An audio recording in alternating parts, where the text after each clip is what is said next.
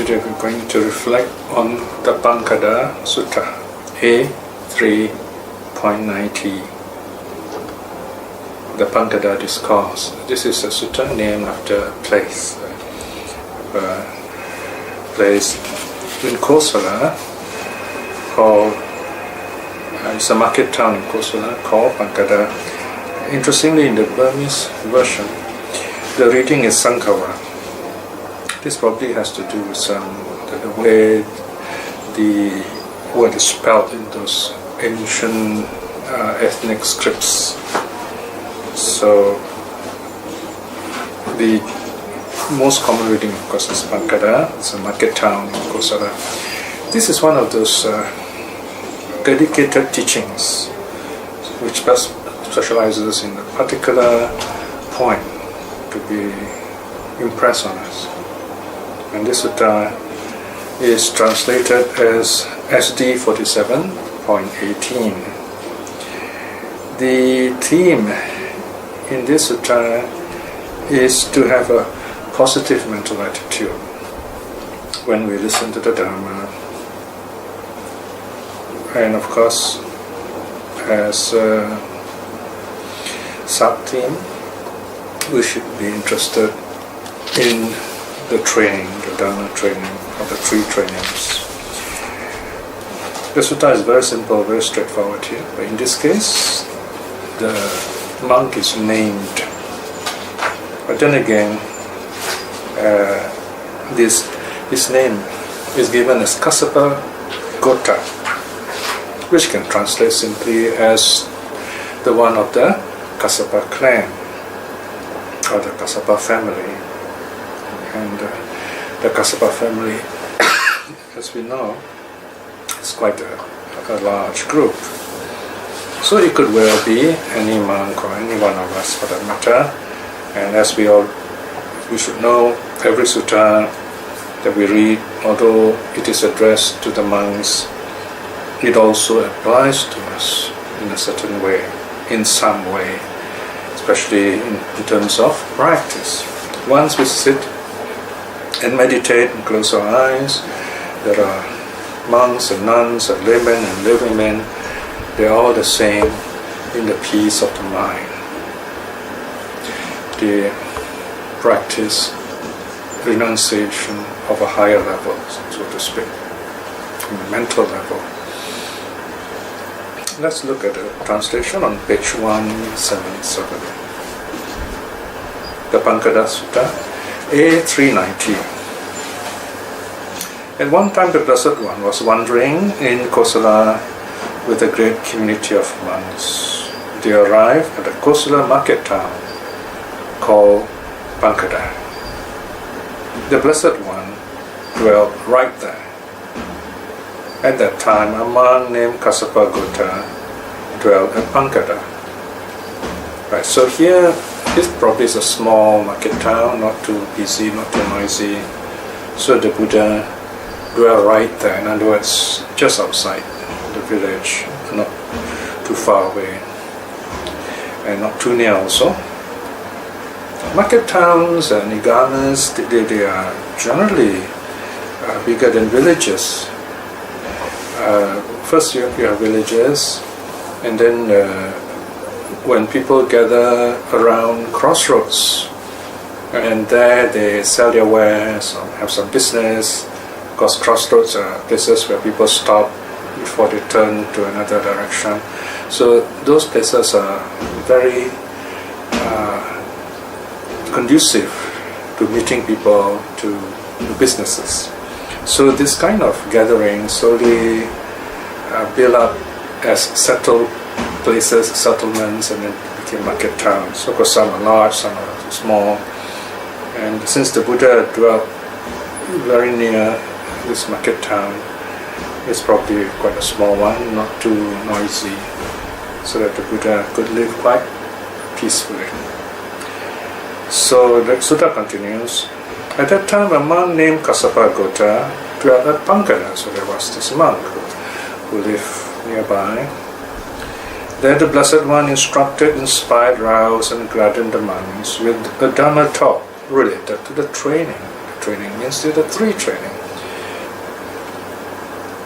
Now, as the Blessed One was instructing, inspiring, rousing, and gladdening the monks with the Dhamma talk related to the training, the monk Kassapa Gota became impatient and annoyed, thinking this recluse is too scrupulous or too stern, too strict.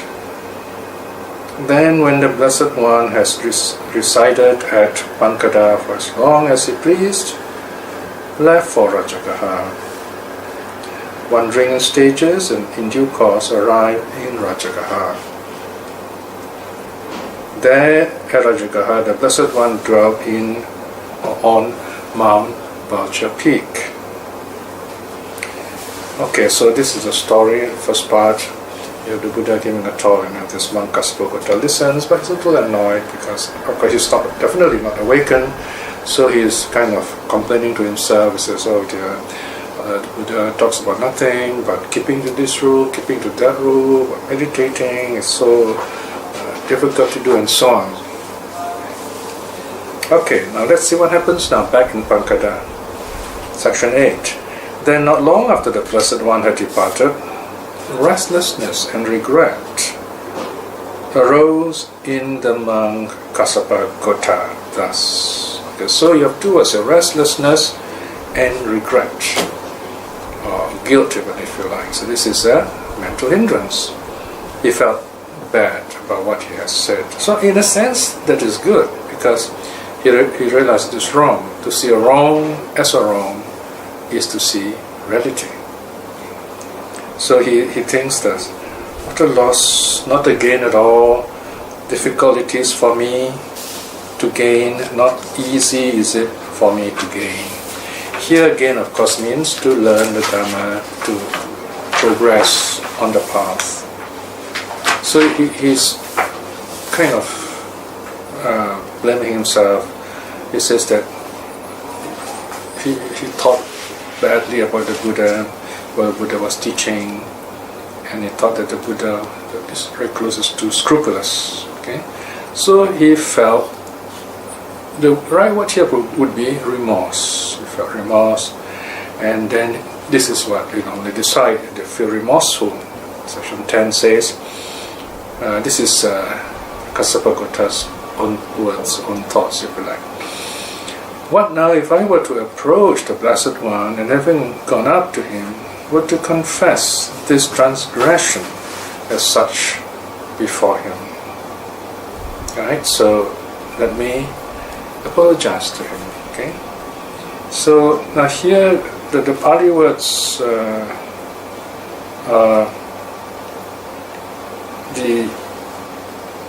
the word for to ask for forgiveness or to confess is achayang achayato deseyang. Okay, deseyang, to show.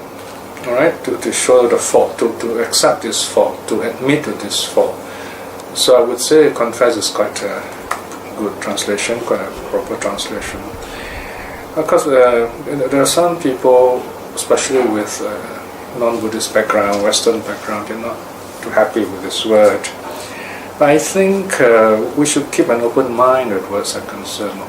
Although there are certain words here which are not suitable in the Buddhist context, there are certain words, I think, which help us to understand the Buddha's teaching better, and if you use them. A word like confess is quite an ordinary, simple word.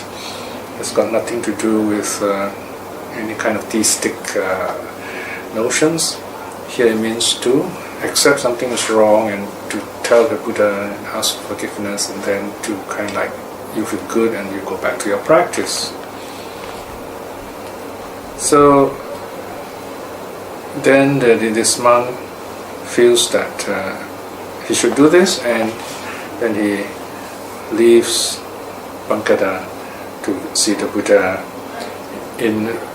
on Mount Vulture Peak. Okay, so he approaches the Buddha and he tells the whole story again. So, okay, Bhante, you were there in Paṅkadhā teaching, and then here I am listening, and I felt very upset and so on. Here I am. So he says, 21, may the Blessed One accept this transgression for what it is, so that I may henceforth restrain myself Alright, so notice this is the whole idea. So this is where proper confession is where the person, or in this case Kassapa Gota, owns up exactly what's wrong. Says, okay, this is what went wrong, I should have done this, so I'd like you to know I feel sorry about this, do forgive me. And then the Buddha replies, indeed Kassapa, you have transgressed on account of folly, on account of delusion, on account of such unskill. When then the Buddha mentions the occasion, everything's repeated, and then the Buddha continues and say, however Kassapa, having seen your transgression for what it is, you have made amends in accordance with the Dharma. Notice, you make amends in accordance with the Dharma. As such, we accept this of you. Notice the Buddha says, we accept this of you. This is not exactly the royal personal pronoun. Here rather it refers to the Sangha. So in other words, the Buddha is in a sense representing the Sangha. He says, well, we accept, Mr. Saṅkāva also accepts. So the Buddha here, again we see a hint that he's placing the Dharma or even the Sangha above himself. And then the Buddha explains why this confession is good. Section 26. For Kassapa, this is progress in the discipline or Vinaya of the noble ones. When one, having seen a transgression as a transgression, make amends in accordance with the Dharma and shows restraint henceforth. Alright, so this is the first part of the teaching. So here we find this monk, he, number one, does something unwholesome. Then he realizes that it is unwholesome to the extent it is good. So this shows that, especially we as unawakened people, we tend to make mistakes. We tend to break precepts. So the next step is to reflect, especially at the end of our meditation. We say, okay, I've done this, it's not good. Let me improve myself, correct myself. And there are occasions when we can go to a teacher whom we respect, someone who is wise and compassionate and good, and we can tell this person, this is what I feel, and this is the wrong I did, and this teacher or this person will kind of give us good advice. And this is very helpful, very important. And of course, this is not always easy, because it's not easy to find someone who is may not necessarily be an old person, but someone who is wise and compassionate and virtuous. We don't just confess to anyone, because if you confess to a wrong person, it's not very helpful. This person may not have a good understanding of the situation. In fact, it might even have a bad effect on this person listening, because his ego might bloat up. He might have a wrong understanding, thinking that, oh, I'm better than this person who's confessing to me. So listening to confession too is not an easy thing. So usually it is a teacher whom we respect, someone wise, and someone who knows how to be a spiritual friend to the other person. So this kind of very wonderful relationship is very helpful in spiritual training. So here the Buddha continues, in fact now what the Sutta compilers do is, they make this important instruction when repeated 3 or 4 times, so that the listener, we will remember the teaching. So the next round, the Buddha says, section 27, if Kassapa, there were an elder monk who desires not the training, who speaks not in praise of undertaking the training, and there are also other monks who desire not the training, but he moves them not to undertake the training, and there are other monks who desire the training, and he does not speak in praise of what is true, real, and timely. Kassapa, I too do not speak in praise of that elder monk. What is the reason for this? Because other monks would associate with him, thinking the teacher speaks in praise of him. And when they associate with him, they would fall into following his views too, his wrong views, that is. when they fall into following his views, it would be for their loss, their suffering, for a long time. Therefore, Kassapa, I do not speak in praise of such an elder monk. So, what is the Buddha saying here? He says, well, even when it comes to an elder monk, and this elder monk is not keen on training, in fact, he's lazy or he's not virtuous, and he advises other monks who are also like that.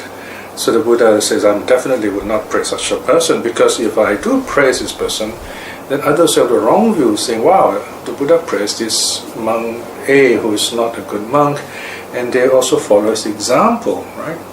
So when that happens, then those who follow the wrong way, the wrong teacher, they're going to be at a loss. They're not going to benefit from the training. So then the Buddha continues and says, if Kassapa, there were a middling monk who desires not the training. So this time the Buddha uses the Sutta compiler uses the same template, and the Buddha records the Buddha as now talking using the middling monk. Okay, so in fact we have three sections here. You have the elder monk, the middling monk, and the young monk. So we have these three categories of monks. So it shows that this sutta comes from a time which is probably the second period, the time when monasteries were quite well organized, quite big groups. So we have three groups of monks. The elder monks, of course, the Theras, those who've been monks 10 years and above. Okay, so they are called Thera, elders, stable. Thera means stable. And then you have the middling monks. Those are from 5 to 10 years. Okay, middling monks. 5 years in the order is very important, because those minimum 5 years is called Nisaya, tutelage. That's the time when the monk within the first 5 years is called a new monk, Navaka Bhikkhu. And this new monk, he should be staying with the teacher, not wandering around. He needs to go through these 5 basic years of training to properly be a monk. And then after 5 years, he is called a middling monk. And if he does well, if he's wise and mature, his teacher may allow him to go out and teach the Dharma. But if it's the first 5 years, no matter how good it is, usually the teacher will want him to stay on. It's not how good you are as a teacher, it is whether you behave, you feel and think as a monk or not. So even today, it's very important when we meet monks, especially if we are running a temple or center or any responsible Buddhist it is our task to ask a new monk whom we meet, to ask this monk, how many vassa, how many rains are you, right? So if he says, I'm less than 5 years, then we ask, are you going through your tutelage, right? So if he says it's not going through tutelage, then of course we can advise him and say, why don't you find a good teacher and stay with him for your tutelage, right? So when lay people do this, then we help to maintain the quality of the monks. Now if we pretend not to know and we say, oh, Vinaya is not our business, then we are part of the problem. We are creating bad karma also. Don't think that just because we are silent and we don't care about it, oh, therefore we have nothing to do with it, we're not creating any karma. There is such a thing as bad karma when you do nothing. It's just like you see someone who is going to meet with an accident, is going to walk into a big hole or fall into a river, and you just say, oh, it's not my business, and you keep very quiet, and this person suffers, you know you could have helped. So this is a very important responsibility we have, to tell this monk, please go for your Nisaya. Then the general feeling, if everyone does this, every lay Buddhists do this, then the monks will know, okay, these lay people know the Vinaya. They know monks should behave in this way. Remember, the Vinaya is the link between the lay people and the monks. The Vinaya is to protect the lay people and also to protect the monks from abusing the lay people, and for the monks to understand their life as monks so that they live properly, effectively as renunciants. So these first 5 years are very important for them to train to not just know things and teach Dharma, that's the easy part, but to really become monks and practice on their own so that they themselves can change and awaken others, awaken themselves and awaken others, and not just take becoming a monk as a career to support themselves. It's a wrong livelihood, which is not good at all. Buddha Gosha says this is like sitting on an elephant and falling down from the elephant. So this is how lay people can help the monks to be good monks. So this is also a kind of indirectly a reminder to us. And then in the third section, the Buddha says, section 43, if Kassapa, there were a new or novice monk who desires not the training and speaks not in praise of undertaking the training, and he has other friends who will listen to him, Buddha says, I'm not going to praise this person either, because it's not a good example. So remember our duties as a lay person. We deserve the kind of Buddhism that we get. So we should make sure it is a good, wholesome Buddhism that we deserve. So with that, let us close with a short reflection. If we truly love the Dharma, we should make every effort to make sure the teachings are clear and correct and given to us, given to the public at the right time. And also, we have a role to play in the quality of the life of the Sangha, to remind young monks to go for to finish their tutelage, at least 5 years of proper monastic training, and to go about teaching Dhamma properly and to keep to the Vinaya rules. When we do this, we also become inspired to practice the Dhamma ourselves, reflecting in this way wonderful good karma. But upon such good karma, may we be blessed with courage and wisdom to aspire to stream winning in this life itself. By the same token, and by the power of the three jewels, let us send out our loving kindness to all those people who have taught us the Dhamma, been kind to us in different ways, and also to all our loved ones, our family and friends. May they be well, may they be happy. And then, by the power of the three jewels too, let us send out our loving kindness to all those people who are seeking the Dharma, seeking the truth, people who are lost. May they find a way to the true teaching, even in this life itself. May all beings be well and happy. Sadhu, sadhu, sadhu.